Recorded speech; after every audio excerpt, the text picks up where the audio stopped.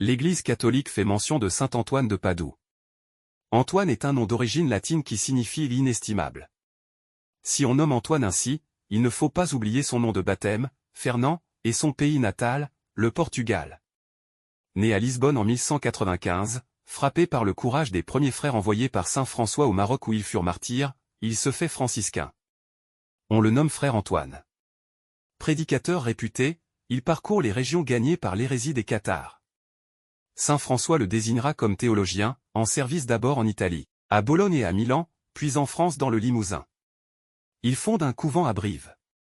Il suscite un vaste mouvement de conversion parmi les cathares répandus dans le midi de la France, qu'on nommait les Albigeois.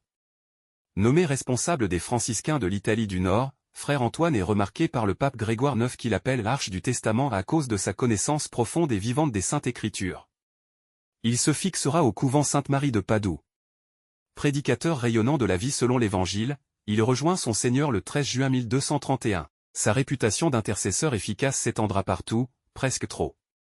On en a fait le saint recouvreur des objets perdus car il aurait un jour récupéré un manuscrit dérobé. Or c'était plutôt le contraire. Il exhortait vivement ses auditeurs à se défaire de l'argent accumulé, afin de secourir les démunis.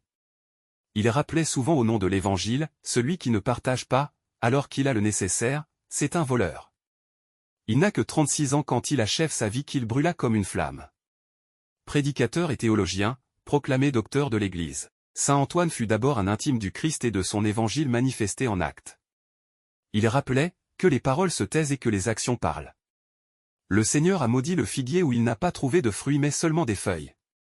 Saint Antoine de Padoue, priez pour nous. Évangile. Tout homme qui se met en colère contre son frère devra passer en jugement. Alléluia. Alléluia. Je vous donne un commandement nouveau, dit le Seigneur. Aimez-vous les uns les autres, comme je vous ai aimé. Alléluia. Évangile de Jésus-Christ selon saint Matthieu. En ce temps-là, Jésus disait à ses disciples. Je vous le dis. Si votre justice ne surpasse pas celle des scribes et des pharisiens, vous n'entrerez pas dans le royaume des cieux. Vous avez appris qu'il a été dit aux anciens. Tu ne commettras pas de meurtre, et si quelqu'un commet un meurtre, il devra passer en jugement.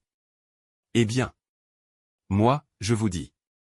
Tout homme qui se met en colère contre son frère devra passer en jugement.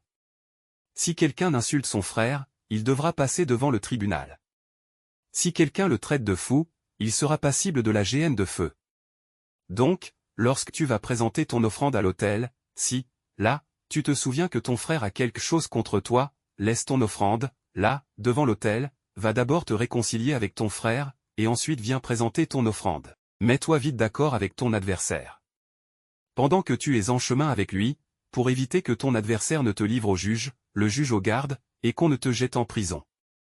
Amen, je te le dis, tu n'en sortiras pas avant d'avoir payé jusqu'au dernier sou. Acclamons la parole de Dieu. Louange à toi Seigneur Jésus.